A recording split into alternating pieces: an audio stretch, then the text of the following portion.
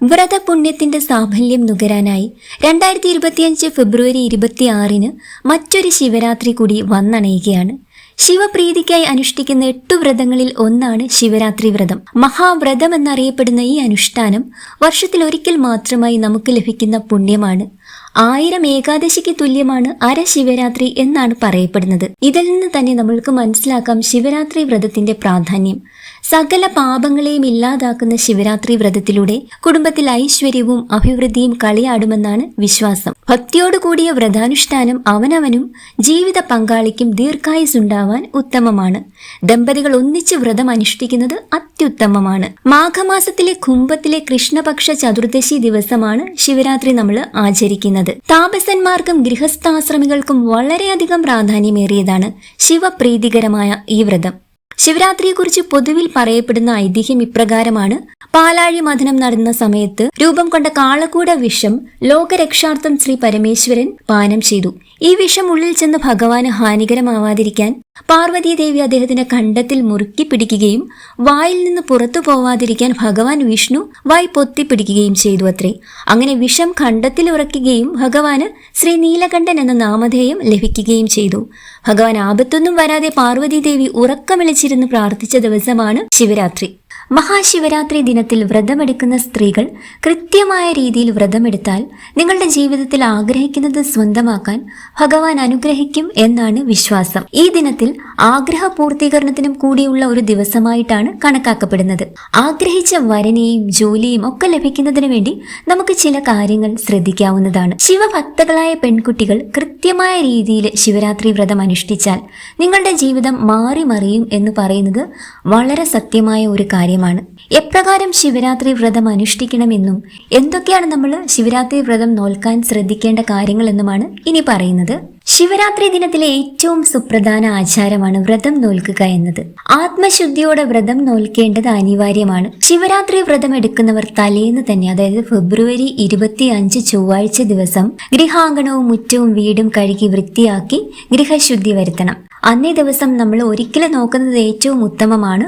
രാത്രി നമ്മൾ പാലോ പഴങ്ങളോ മറ്റു ലഘുവായ ആഹാരമോ ഭക്ഷിക്കാവുന്നതാണ്.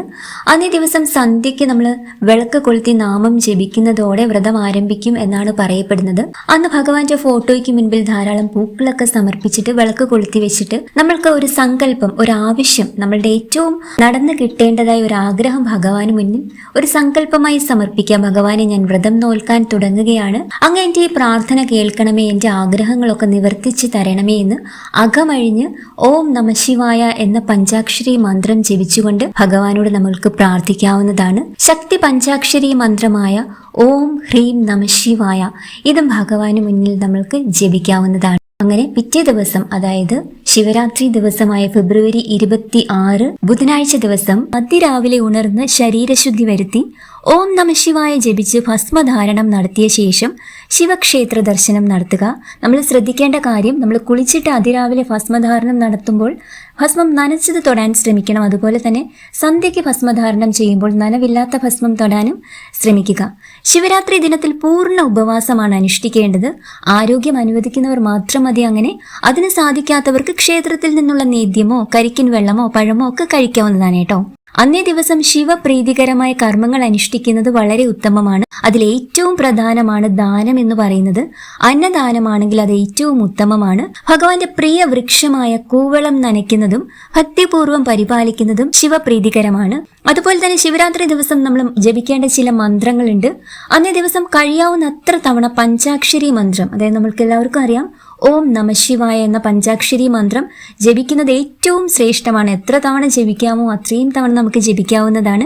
ശിവ പഞ്ചാക്ഷര സ്തോത്രം, ബില്യാഷ്ടകം, ശിവാഷ്ടകം, ശിവസഹസ്രനാമം, ശിവപുരാണ പാരായണം എന്നിവ ഭക്തിപൂർവ്വം ചെയ്യുക.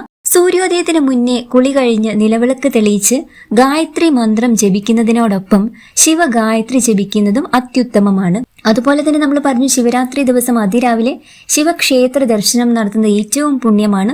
ആ സമയത്ത് ശിവക്ഷേത്രത്തിൽ ചില വഴിപാടുകൾ പ്രത്യേകമായി നമ്മൾക്ക് അന്നേ ദിവസം സമർപ്പിക്കാവുന്നതാണ്. ശിവരാത്രി ദിനത്തിൽ സമർപ്പിക്കുന്ന ഏത് വഴിപാടുകളും അതീവ ഫലപ്രദമാണ്. കൂവളത്തില സമർപ്പണമാണ് ഏറ്റവും പ്രധാനം. അന്നേ ദിവസം നമ്മൾ ഭഗവാനെ കാണാൻ ചെല്ലുമ്പോൾ കുറഞ്ഞത് ഒരു 12 കൂവളത്തിലെങ്കിലും ഭഗവാന് വേണ്ടി കൊണ്ടുപോകണമെന്നാണ് പറയുന്നത്. എത്രയും കൊണ്ടുപോകാമോ അത്രയും നല്ലതാണ്. കുറഞ്ഞൊരു കണക്കാണ് പറഞ്ഞത്. ഒരു 12 കൂവളത്തിലെങ്കിലും ഭഗവാന് സമർപ്പിക്കുകയാണെങ്കിൽ ഏറ്റവും ഐശ്വര്യദായകമാണ്. ശിവരാത്രിയുടെ അന്നും തലേന്ന് പ്രദോഷത്തിന്റെ അന്നും കൂവളത്തില പറിക്കാൻ പാടില്ല.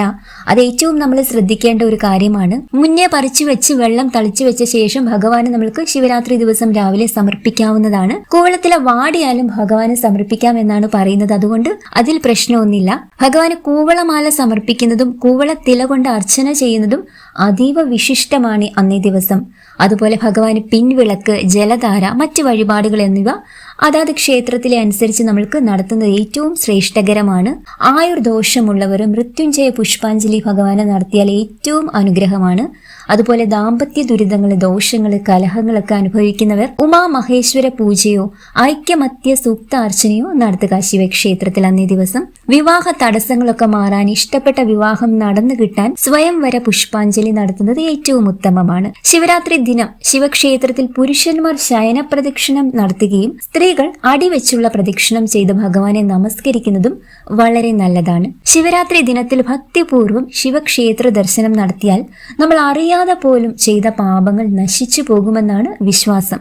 അന്നേ ദിവസം ബലി തർപ്പണം നടത്തിയാൽ പിതൃക്കളുടെ അനുഗ്രഹവും ലഭിക്കുമെന്നാണ് പറയപ്പെടുന്നത്. നമുക്കറിയാം, ആലുവ, മണപ്പുറം പോലെ പല സ്ഥലങ്ങളിലും അന്നേ ദിവസം ബലിക്രിയ ചെയ്യാനുള്ള സൗകര്യം ഉണ്ടാകാറുണ്ട്. നല്ല തിരക്കും ആ ദിവസങ്ങളിൽ അവിടെയൊക്കെ മഹാശിവക്ഷേത്രങ്ങളിലൊക്കെ അനുഭവപ്പെടാറുണ്ടെന്നുള്ളത് നമ്മൾക്ക് അറിയുന്ന കാര്യമാണ്. ശിവരാത്രി ദിനത്തിൽ പകൽ ഉപവാസം അനുഷ്ഠിക്കേണ്ടതാണ്. വ്രതം അനുഷ്ഠിക്കുന്നവർ ആരോഗ്യസ്ഥിതി അനുകൂലമായിട്ടുള്ളവർ മാത്രം ഉപവാസം നോറ്റാൽ മതിയാകും കേട്ടോ.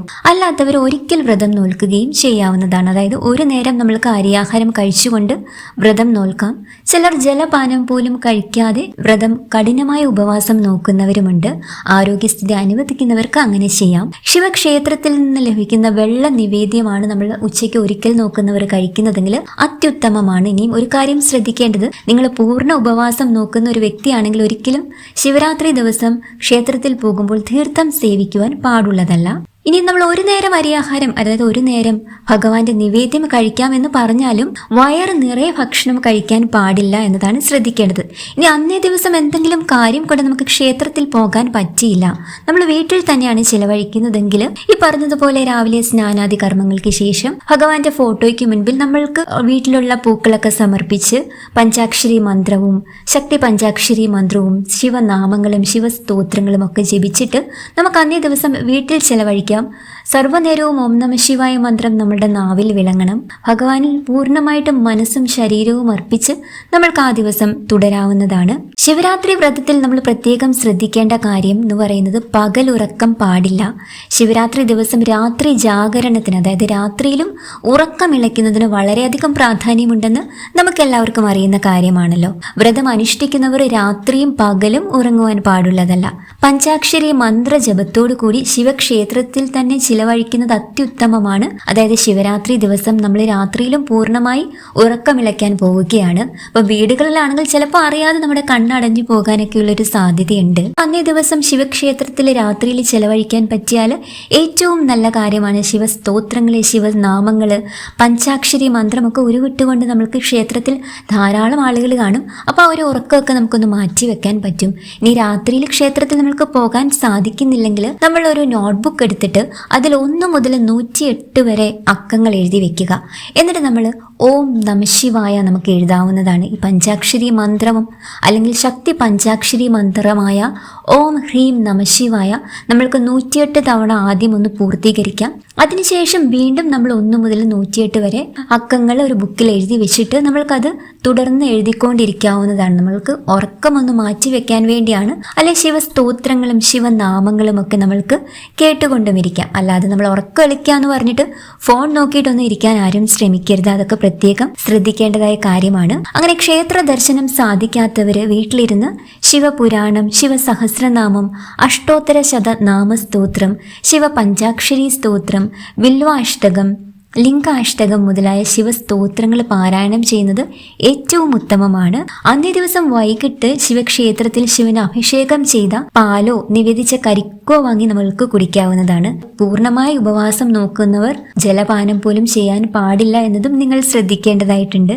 അങ്ങനെ ശിവരാത്രി ദിവസം നമ്മൾ രാത്രിയിൽ പൂർണ്ണമായും ഉറക്കമൊഴിഞ്ഞ് തൊട്ടടുത്ത ദിവസം, അതായത് ഫെബ്രുവരി 27 വ്യാഴാഴ്ച ദിവസം രാവിലെ ക്ഷേത്രത്തിൽ നിന്നും തീർത്ഥം പാനം ചെയ്ത് ശിവരാത്രി വ്രതം അവസാനിപ്പിക്കാം. ഇനി ക്ഷേത്രത്തിൽ പോകാൻ എന്തെങ്കിലും തടസ്സമുള്ളവര് നമ്മൾ വീട്ടിൽ തന്നെ തുളസിയിലിട്ട തീർത്ഥം സേവിക്കാവുന്നതാണ്. ശിവരാത്രി ദിനത്തിലെ 5 യാമ പൂജയും തൊഴുതാൽ 1000 പ്രദോഷം നോറ്റ പുണ്യം ലഭിക്കും എന്നാണ് വിശ്വസിക്കപ്പെടുന്നത്. അങ്ങനെ നമ്മൾ വ്രതം മുറിച്ചു കഴിഞ്ഞാലും അന്നേ ദിവസം പകൽ ഉറങ്ങാതിരിക്കുക. അതായത് ശിവരാത്രിയുടെ പിറ്റേ ദിവസമായ ഫെബ്രുവരി 27 വ്രതം മുറിച്ച ശേഷവും ഉറങ്ങാതെ, പകൽ ഉറക്കം നിഷിദ്ധമാണ് എന്നാണ് ആചാര്യന്മാർ പറയുന്നത്. നമ്മളെല്ലാവരും തലേദിവസം പൂർണ്ണമായിട്ട് ഉറക്കമിളച്ചതാണ്, അതുകൊണ്ടൊന്ന് പകൽ കിടന്ന് ഉറങ്ങിയാൽ കൊള്ളാമെന്നൊക്കെ നമുക്ക് തോന്നുന്നുണ്ടാവും. എങ്കിലും ആ സമയത്തും ശിവനാമങ്ങളൊക്കെ ചൊല്ലിക്കൊണ്ട് പകൽ ഉറങ്ങാതെ ഇരിക്കുന്നത് ഏറ്റവും ഉത്തമമാണ്. ഇനി നിങ്ങളുടെ ആരോഗ്യം അതിന് അനുവദിക്കുന്നില്ലെങ്കിൽ കുഴപ്പമില്ല, കഴിയുന്നവര് പകൽ ഉറങ്ങാതെ അന്നത്തെ സന്ധ്യാദീപ വന്ദനത്തിന് ശേഷം നാമമൊക്കെ ചൊല്ലിയതിനു ശേഷം രാത്രിയിൽ ആഹാരമൊക്കെ കഴിച്ചിട്ട് കുറച്ച് നേരത്തെ കിടന്ന് ഉറങ്ങുന്നതായിരിക്കും ഏറ്റവും നല്ലത്. അങ്ങനെ ഈ ശിവരാത്രി വ്രതം ഫെബ്രുവരി 26 ബുധനാഴ്ച ദിവസം നിങ്ങൾക്ക് എല്ലാവർക്കും എടുക്കാൻ സാധിക്കട്ടെ. അതിന് മഹാദേവന്റെ അനുഗ്രഹം നിങ്ങൾക്ക് ഉണ്ടാകട്ടെ എന്ന് ആത്മാർത്ഥമായി പ്രാർത്ഥിക്കുന്നു.